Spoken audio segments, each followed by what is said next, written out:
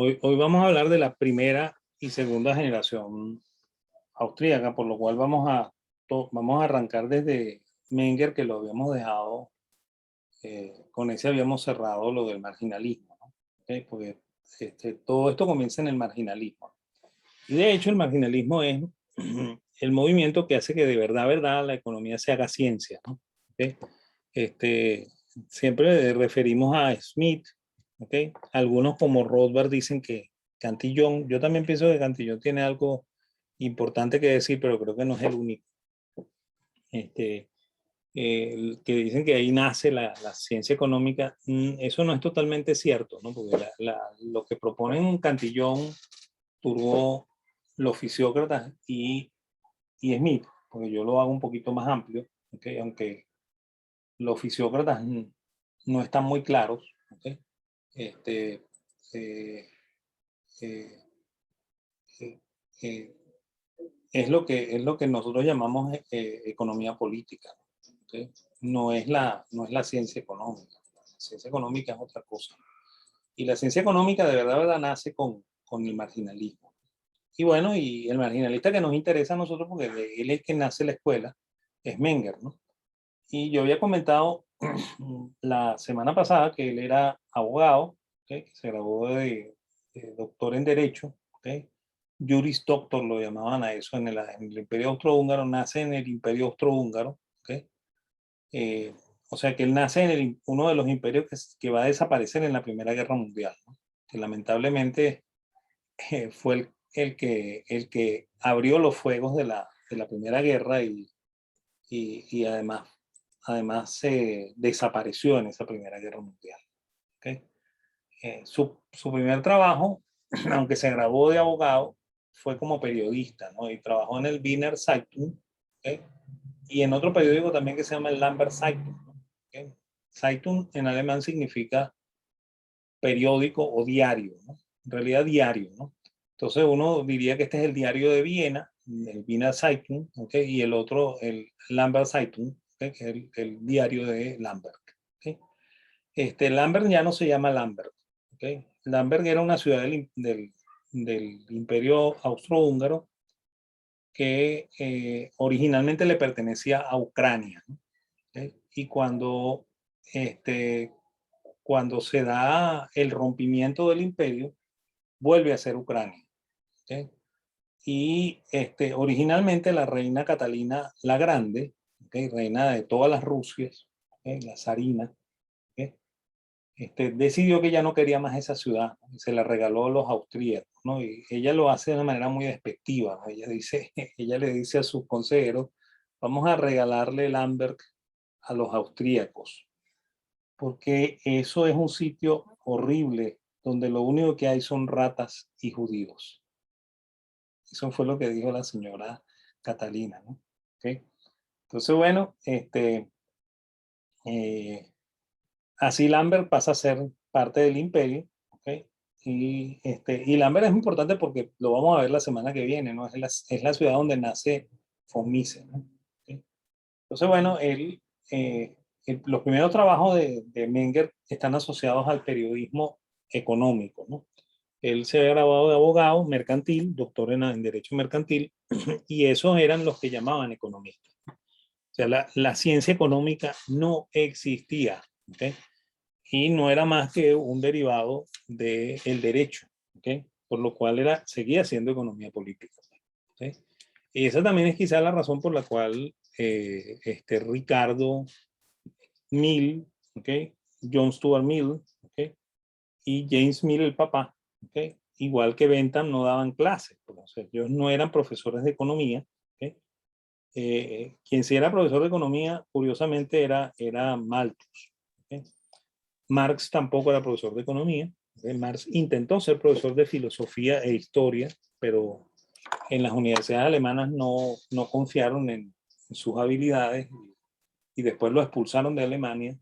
Y bueno, y tuvo una vida bien compleja tratando de conspirar, ¿okay? Contra el orden establecido, ¿okay? Pero nunca dio clase, ¿okay? Entonces, bueno, Menger tuvo actividad como corredor, eso, bueno, como corredor no mentira, como periodista del área económica, y ahí se vinculó con la bolsa, ¿okay? Y, y fue madurando un conocimiento muy especial que después volcó sobre los Grundsätze, ¿okay? Que es los principios de economía, ¿no? ¿Okay? Es más, así es como se dice economía en alemán. Volkswirtschaft, ¿okay? Así se llama en la economía en alemán. Entonces, bueno, él, como hizo una buena labor como periodista, ¿okay? Era un tipo que escribía cosas muy interesantes en el periódico, el emperador, ¿okay? Decidió que él iba a ser tutor del futuro emperador, ¿okay? De Franz Joseph, ¿okay? Y inicialmente comenzó o sea, hizo de profesor de Franz Joseph, abandonó el mundo de la prensa y comenzó a trabajar como profesor en los palacios del imperio, dándole clases a Franz Joseph. Franz Joseph era un tipo muy complicado psicológicamente, ¿no? ¿Okay? Y él cometió un error muy grave, ¿no? Yo digo que es un error muy grave porque eso afectó toda la historia de Europa, ¿okay? Él estaba enamorado, y en una cacería él decide suicidarse, pero antes de suicidarse decide matar a la novia, ¿no? Entonces la novia estaba participando de la cacería, él le pega un tiro, ¿okay? Y se pega un tiro él, ¿okay? Por lo cual él ya no iba a ser el heredero de Europa, ¿okay? El heredero del Imperio Austrohúngaro, perdón. Y bueno, y quien pasó a ser el heredero fue Franz Friedrich, ¿okay? Que fue el que asesinaron en ¿cómo se llama? En Sarajevo. Y ese fue el motivo por el cual el Imperio Austrohúngaro entra en la Primera Guerra Mundial. Eh, este, bueno, en realidad no fue el motivo, ¿no? Fue la excusa, ¿no? De hecho, el emperador Franz Joseph II, ¿okay? O sea que si no se hubiese suicidado Franz Joseph, hubiese sido Franz Joseph III, ¿okay? Él, eh, él eh, decidió enviar tropas a, a Serbia, ¿okay? Y imponer la, el orden por la fuerza, ¿no? Es decir, que él era el dueño de Serbia, ¿okay? Y, y el emperador del imperio alemán, ¿okay? Que era Wilhelm, ¿okay? Guillermo II, le dice a, al emperador del Imperio Austrohúngaro, al viejo Franz Joseph, le dice que él no debe enviar tropas para apaciguar la zona, sino que él debe declararle la guerra a Sarajevo, ¿no? A Serbia. Y entonces el viejo Franz Joseph no entiende qué es lo que está pasando, ¿eh? Y le hace caso al emperador del imperio alemán y manda tropas y le declara la guerra a su propio territorio, ¿no? En lugar de imponer el orden por la fuerza, que era lo que le tocaba hacer a quien ejercía la ¿cómo se llama? Eh, la soberanía sobre el sitio, ¿no?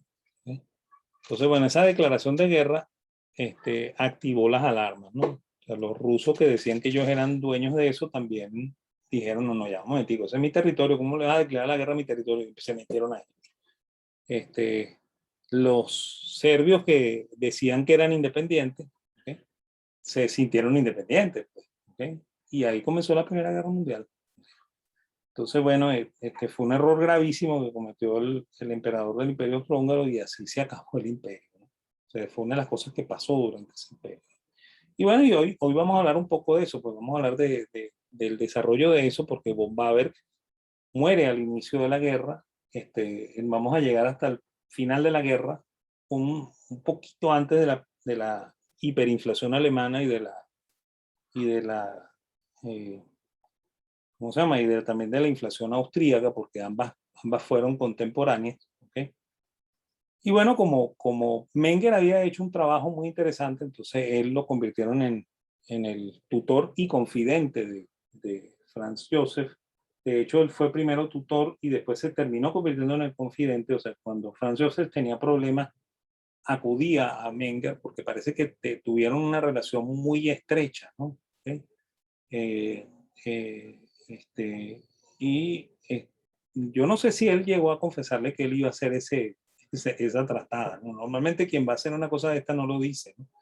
Pero eso afectó mucho la vida de Menger. Menger desde ese entonces se sintió abandonado, ¿okay? Y se jubiló de su cátedra en Viena.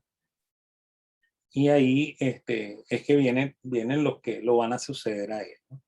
Entonces él fue profesor de economía política, ¿okay? Y casi inmediatamente él lo nombran profesor en el 70, 1870. Y en 1871, o sea que apenas a los 31 años, este hombre escribe Los principios de economía política, ¿okay?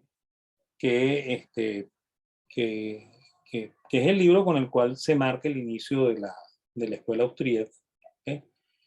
Yo comenté la semana pasada que en realidad la escuela nace con la controversia, ¿no? O sea, con la pelea con la escuela histórica, ¿okay? Y esa pelea se da con la investigación sobre el método de las ciencias sociales y en particular de la economía política, y todo esa retaíla de palabras en alemán es lo que es el título del libro, ¿no? Ese libro se publica en 1883. ¿Okay? Otra forma de decir economía es esta, ¿no? Economía. Así se pronuncia en alemán. Entonces, él no muestra desprecio por sus antecesores, no le pasa como Walras dice que, que él es el que está inventando la economía, que eso no existía, ¿okay? Que los únicos que medio hablaban de economía eran su papá y Cournot, y el resto no existía. ¿Okay? O sea que para él, Smith, Ricardo y todo lo demás no existe. ¿Okay? Aquí vamos a empezar de cero. ¿Okay? Jevons, que sí fue un hombre muy culto, ¿okay? Un hombre que trató de buscar por todos lados las fuentes de esto. Se pelea más bien con Ricardo y con John Stuart Mill, es más, se burla de ellos. ¿Okay? Y en el prólogo de los principios de economía, él dice que su objetivo es destruir el legado de Ricardo y de Mill, así lo dice. Entonces, bueno, ahí sí hay un desprecio por los antecesores, ¿no? En el caso de Menger no lo hay, ¿no? Y Menger lo asoma en los libros que vienen después, ¿no? En la metodología dice algo, ¿okay? Dice algo de los errores que se cometieron antes, ¿no? Porque no había la apreciación de la utilidad, ¿no? Y él escribe también unos artículos, él escribe sobre el dinero, otro artículo, y escribe, bueno, un artículo en un folleto, ¿no? Y otro folleto sobre el capital, que vamos a nombrar en un ratico también. ¿Okay? Y ahí él también hace una crítica, pero no, la crítica de él no es una crítica destructora, ¿no? No es que él dice, toda esa gente estaba mal, pues, porque él, me imagino que comprende que ellos no dominan el concepto que él sí domina, que es el de la utilidad marginal, ¿no? ¿Okay? Que no, él no le da ese nombre, ¿no? Y tampoco Jevons se lo da y tampoco igual Russell lo da, ¿no? Y nosotros la semana pasada, creo que debió haber quedado claro que para Jevons el concepto es utilidad total, ¿okay? Y de esa utilidad total, lo que le importaba a Jevons era el, ¿cómo se llama? La utilidad añadida, que así era como la llamaba él. ¿Okay? Pero era utilidad pura, ¿no?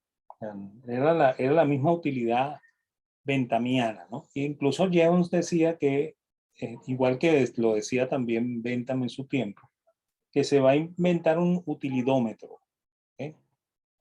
Ya se había inventado el, el termómetro se inventó en 1702, y antes la gente decía, esto está caliente o esto está frío, ¿no? Pero no había una medida objetiva que te dijera esto tiene 30 grados, esto tiene 15 grados, esto tiene 12 grados, esto tiene 10 grados bajo cero. ¿Okay? Nadie decía una cosa de esa, ¿no? Yo esta semana tuve una discusión en WhatsApp con algunos intelectuales, ¿no? Y entre ellos hay un biólogo, ¿no? Y el biólogo dice que la temperatura en el planeta en en el, en la Edad Media subió no sé cuántos grados, ¿no? Entonces, a mí me dio mucha curiosidad, ¿no? Yo soy un tipo muy lógico, ¿no? Y a mí o sea, la lógica me vuelve loco, ¿no? Y yo pregunté a mi madre, ¿cómo tú sabes eso si el termómetro se inventó en 1700? Entonces el tipo me echó un cuento extraño, ¿no? Me dice que no sé qué, por los círculos de concentración de, ¿cómo se llama? De los corales, ¿okay? Ellos pueden saber cuánto fue la temperatura en un determinado momento. Y a mí eso me suena muy, muy estadístico, ¿no? Y yo le dije, pero eso es estimado, ¿no? No, no, no, eso se puede medir. Uy, está bien, qué chévere, ¿no? Pero yo pongo en duda que eso se pueda medir. ¿Okay? O sea, ¿cómo usted hoy, siglo XXI, puede saber cuántos corales había en el siglo XIII? Y peor aún, ¿okay? El tipo hablaba de años antes de Cristo, ¿no? ¿Cómo usted puede saber cómo era la concentración de coral en la época de, de Cristo, ¿okay? O en la época de Sargón III en, ¿cómo se llama? En Sumeria, ¿no? Entonces, no sé, ¿okay? No sé, a mí eso me pega duro en la lógica, ¿no? Y yo pongo en duda eso, ¿no? ¿Okay? Yo pongo en duda eso, yo inmediatamente lo pongo en duda. ¿Okay? Claro, yo no le voy a decir a él, yo creo que usted está equivocado, ¿no? Pero este, yo diría como dice Spock en la Guerra de las Galaxias, ¿no? En la que, ¿cómo se llama? En Viaje a las Estrellas, fascinante. ¿Okay? Pero digo fascinante porque no alcanzo a entenderlo. ¿Okay? Que me cuesta entender una cosa de esa. Bueno, así es como lo ve Jevons, ¿no? Para Walras, el, el valor está determinado por la escasez, no por la utilidad. ¿Okay? Y lo que dicen los libros de micro es que los tres pensaron igualito al mismo momento y casi que se levantaron de la cama el mismo día y dijeron todo, utilidad marginal. No, ninguno nombra la utilidad marginal. ¿Okay? Y el único que se le acerca al concepto es Menger, porque Menger habla de utilidad y escasez al mismo tiempo. O sea que la escasez de Walras está aquí y la utilidad de Jevons está aquí. ¿Okay? Lo que sí es que no hay contacto. ¿Okay? O sea, Jevons escribió en el 70, ¿okay? Menger escribió en el 71, él no había leído el libro de Jevons. ¿Okay? Y bueno, y viene el amigo Walras en Suiza y escribe los elementos de economía política pura y lo hace en el 74, ¿no? O sea, lo hace 4 años después de Jevons y, y 3 años después de Menger, y ahí él habla solamente de utilidad. ¿Okay? Entonces no es que pensaron lo mismo ni al mismo tiempo. ¿Okay? Y bueno, y el único que se plantea la utilidad como más o menos la conocemos nosotros, ¿okay? Porque para nosotros es esa mezcla de utilidad y escasez. Y aquí hay un error que normalmente se hace en las clases de economía, que ya lo voy a recalcar, porque ya estamos metidos en dos tríados. ¿Okay? Lo de la semana pasada es cómo llegamos hasta aquí. Por eso que estoy repitiendo esta parte, ¿no? La estoy viendo ya de un enfoque más austríaco, ¿no? Entonces, este, Menger es el que dice que es utilidad y escasez, pero no habla de utilidad marginal. ¿Okay? El término utilidad marginal va a aparecer después, ya vamos a ver. ¿Okay? Sin embargo, bueno, Menger cuando hace la reedición del libro pone utilidad marginal. ¿Okay? Cuando el hijo hace la revisión del libro mantiene la utilidad marginal. ¿Okay? En los artículos últimos, ¿okay? Menger habla de utilidad marginal porque ya se está empezando a usar el término utilidad marginal. ¿Okay? Creo que Jevons no llegó a usarlo porque Jevons se murió joven. ¿Okay?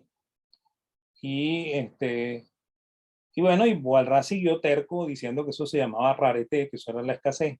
¿ok? Y que todos estaban equivocados. Menger, ¿cómo se llama? Walras era un tipo terrible, ¿no? ¿Ok?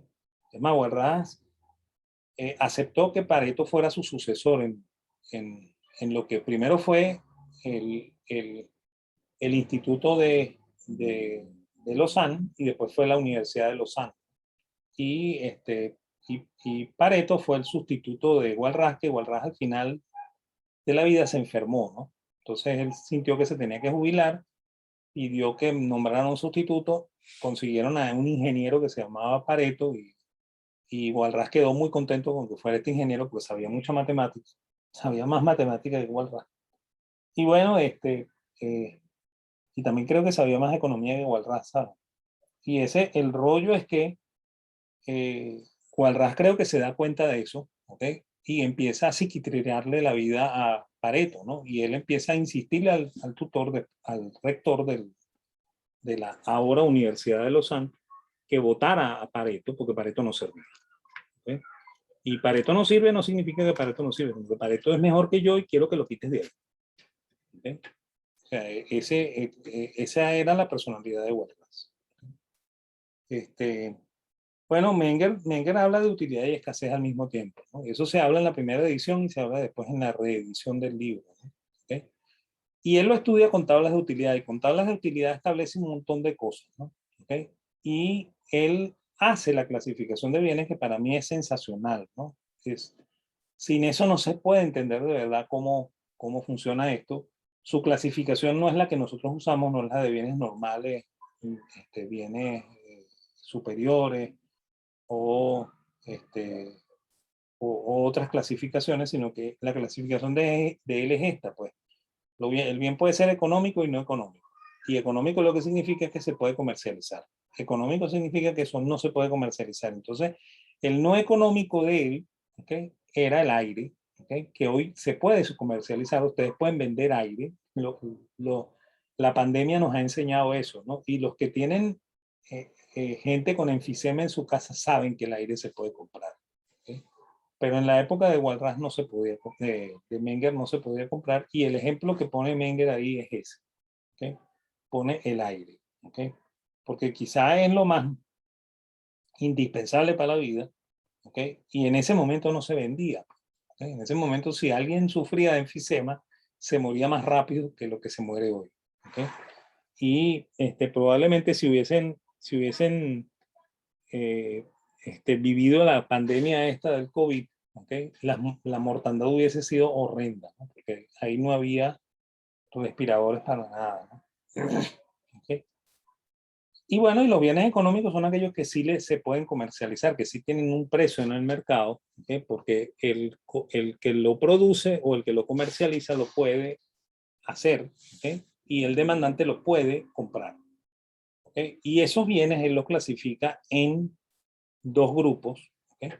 Los bienes de primer orden, que son los bienes inmediatamente disponibles para el consumo. ¿Ok?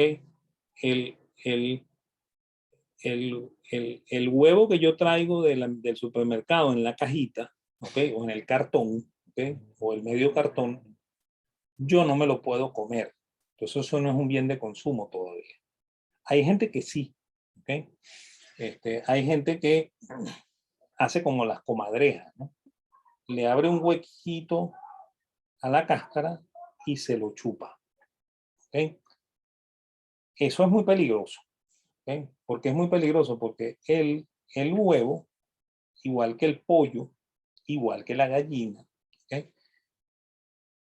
Tiene naturalmente eh, salmonela. ¿Okay? Y bueno, y a veces esos niveles de salmonela son muy altos, ¿no? Y ahí uno puede infectarse con una infección de salmonela que normalmente es septicémica, ¿no? O sea, que normalmente te mata. ¿Okay? Entonces, es peligrosísimo, ¿no? ¿Okay? Yo cometí el error cuando era muy joven de comer huevo crudo. ¿Okay? Digo cometí el error, ¿okay? Porque yo era un niño muy flaco, ¿no? ¿Okay? Y en mi casa mis tías y mi mamá eran creyentes de que el niño sano es el niño gordo, ¿no? Entonces inventaron todos los métodos habidos y por haber para engordar. ¿Okay? Miren, o sea, tomé y me inyectaron vitamina B12 como no les cuento. ¿Okay? La mayor, ¿cómo se llama? El mayor problema de mi mamá cuando llegaba al pediatra era, este niño no come. ¿Okay? Y mentira, yo comía. ¿Okay? Yo comía y comía de todo, ¿no? Pero claro, yo no engordaba, ¿no? Y ese era el no come de ella, ¿no? ¿Okay? Y el no come de mis tías. ¿Okay? Eh, este, y bueno, uno de los métodos era darme una cosa que mi mamá llamaba ponche, ¿ok? Y era que ella batía unos huevos, batía 2 huevos crudos, ¿no? ¿Ok? Y les ponía azúcar, ¿ok? Y, y se lo ponía a un vaso con malta y me daba eso. Es una bomba de azúcares, ¿ok? Por lo cual mi mamá me estaba matando, ¿ok? Sin saberlo, y bueno, y yo contento, a mí me gustaba eso, ¿no? Es más, eh, después cuando fui un poquito mayor y engordé, ¿ok? Entonces yo pedía que me dieran eso y no me lo daban, ¿no? Porque ya era ponerme más gordo de lo que ya estaba, ¿ok? Entonces, bueno, a mí me llegó a gustar mucho eso. Hoy en día creo que no me lo comería, pero me acuerdo del sabor y creo que me gustaría, ¿no? ¿Ok? Y digo que creo que me lo comería porque no soy partidario de comer los huevos crudos, ¿no? ¿Okay? Me gustan los huevos sancochados aguados, ¿okay? Pero no me gustan crudos. ¿Okay?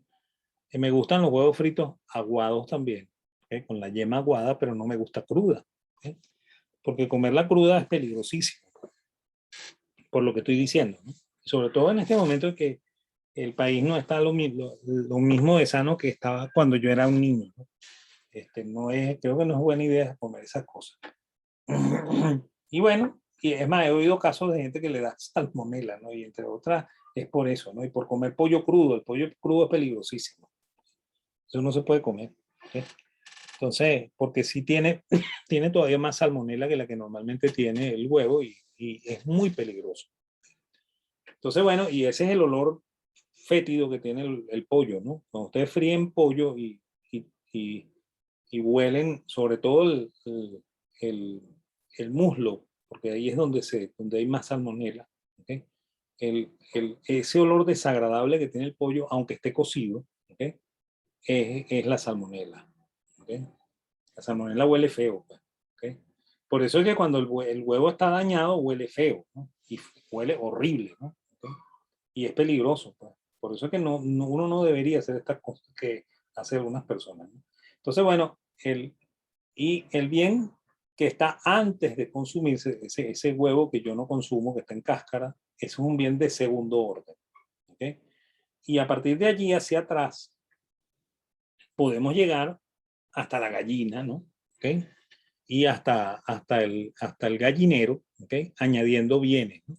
Todos esos bienes son bienes de orden superior, que son los factores de producción y los bienes de capital con los cuales se va a elaborar el consumo, ¿okay? El bien de consumo. Menger hace mucha distinción entre factor de producción y bienes de capital, ¿okay? Y también hace mucha distinción entre trabajo y tierra, ¿okay? Él reconoce que los bienes de la naturaleza son el trabajo y la tierra, ¿okay? Y que los bienes de capital son siempre bienes transformados, ¿no? O sea, son bienes en los que el hombre actúa por medio del trabajo, ¿okay? Y los convierte en bien para la producción, ¿okay? Ojo que no es el mismo concepto que usa Marx de bienes de producción producidos, ¿no? Sino que es bienes transformados, ¿okay? Y él plantea la teoría de la imputación, ¿no? La plantea, él la nombra y dice más o menos cómo es, pero no ahonda mucho en eso, ¿no? Quien va a ahondar en eso es uno de los miembros de la segunda generación, que es von Wieser, y ahí nos vamos a centrar en la teoría de la imputación. Él, por supuesto, clasifica los bienes por utilidad, ¿ok? Hay unos bienes que tienen más utilidad que otros. Estos bienes este será un bien de consumo probablemente, ¿no? Porque tiene muchísima utilidad, ¿ok? Quizás sea un bien, eh, muy específico, ¿okay? Pudiera ser de consumo, pero muy específico, ¿okay? Y bueno, y los bienes de capital a veces son versátiles, ¿no? O sea que pueden estar en cualquiera de estos, incluso puede ser este también, ¿ok? Cuando un bien de capital específico es este. ¿Ok? Entonces, así es como hace la clasificación Menger, ¿no? Y él lo usa para muchas cosas, ¿no? Y habla de la metodología de las ciencias sociales en el libro, que la introduce, ¿no? Él dice que la metodología es, es deductiva, no inductiva, ¿okay? No inductiva como en su momento dijo John Stuart Mill, ¿okay? Él sin caer encima de John Stuart Mill como hace Jevons, dice que la metodología no es inductiva y que debe evitarse el uso de las matemáticas. Y de hecho él lo evita, ¿no? Y ojo que aquí hay una característica que es muy común a los austríacos. Los austríacos no es que no saben matemáticas, ¿no? ¿Okay? Normalmente los austríacos somos muy conocedores de la matemática, ¿no? Y este profesor que les habla comenzó su vida estudiantil estudiando ingeniería, ¿ok? Y yo no me fui de la escuela de ingeniería porque no sabía matemáticas, ¿ok? Yo me fui de la escuela de ingeniería porque no me gustó, que es distinto a que no sé matemáticas, porque yo pasé los 5 cálculos sin raspar ninguno, ni el primero, ¿ok? Y en el primero saqué 19. ¿Okay? Es más, mi hijo mediano, ¿okay? Que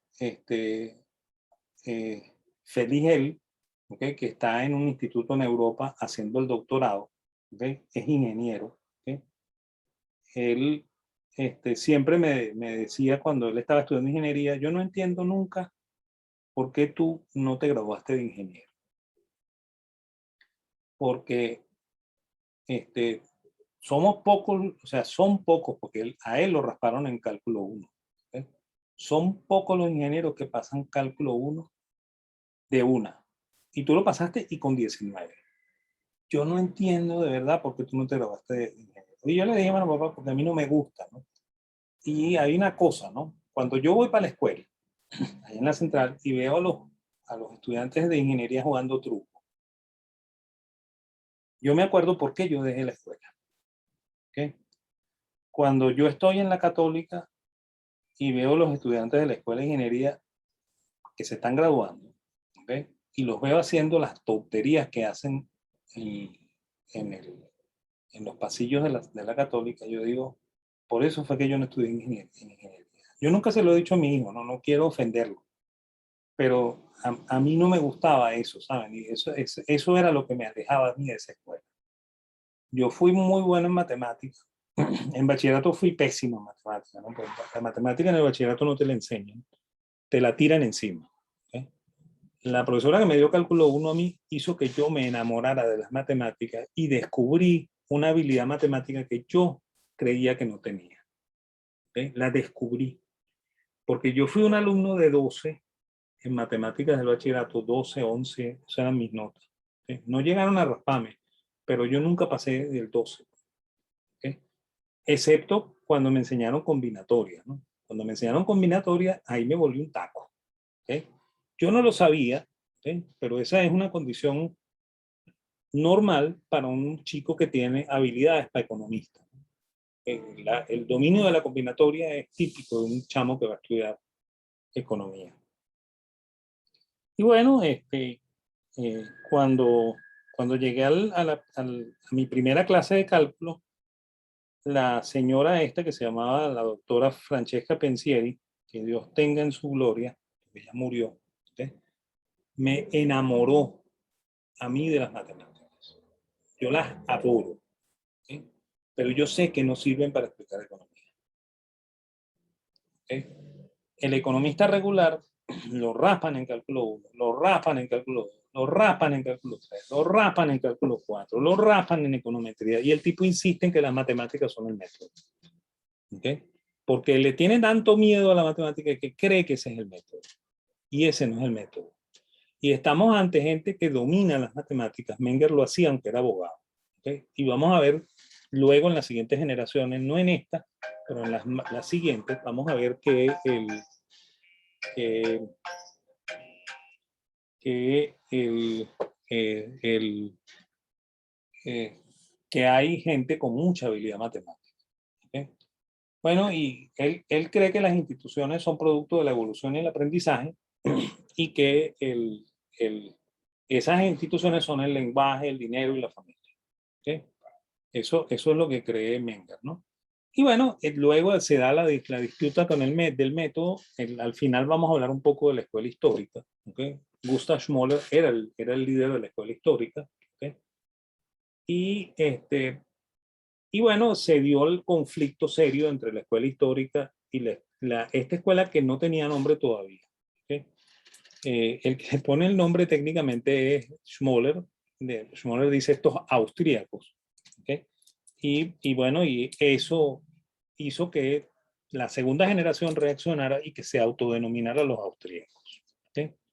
Entonces, bueno, cuando sale publicado este libro que se llama El método de la ciencia social y en especial de la economía, entonces Menger le manda un ejemplar a Schmoller, porque Schmoller es el papaupa, es el papa de la Volkswiss-Barcelona, ¿okay? En el mundo de habla alemana. Y bueno, él se lo manda como una cortesía, ¿no? Y este señor Schmoller, de una manera muy despectiva, le devuelve el libro que ya estaba dedicado, o sea que este libro no se puede usar para otra cosa. ¿Okay? Le dice, mira, haga lo que usted le dé la gana con este libro, porque a mí no me sirve. Entonces Menger, que como comentamos, parece que es un tipo muy tolerante, ¿no? Porque no se peleó con Ricardo, aunque decía que Ricardo estaba equivocado, no se peleó con Mill, aunque Mill decía, él decía también que Mill tenía sus errores. ¿Okay? Eso lo va a decir más adelante. ¿Okay? Se molestó y atacó abiertamente a Schmoller, diciéndole que eso que ellos hacían no era economía. ¿Okay? Y ahí comenzó una trifulca horrible en la cual iban cartas de allá para acá. ¿Okay? Las cartas se publicaron en las revistas de economía de su momento, las revistas de la universidad, por lo cual quedó evidencia, ¿no? Y hoy en día cuando se hace la edición en castellano salen las cartas, ¿no? Para que uno vea qué fue lo que se dijeron el uno al otro, ¿no? Y bueno, y son cosas duras, ¿no? ¿Sí? Entonces, bueno, ahí él ahonda en el método, dice que la ciencia económica no es como las ciencias sociales no son como las ciencias naturales. Entre los austríacos del inicio hay un intento de unir la sociología con la economía. Y por eso es que hablan de ciencia social. ¿Okay? Y, y bueno, y él dice que hay un dualismo metodológico, ¿no? Que el inductivismo, ¿okay? Que es lo que normalmente se usa hoy en economía, cuando ustedes usan econometría, ¿okay? Están aplicando el método inductivo. ¿Okay? Eso funciona para la ciencia natural, ¿okay? Pero no funciona para la economía, dice Mendes. ¿Okay? Y para la economía y para la ciencia social en general, funciona el deductivismo, ¿no? Porque cuando ustedes hacen econometría, ustedes buscan un caso, ¿okay? Y en función del caso, ustedes explican la teoría. ¿Okay?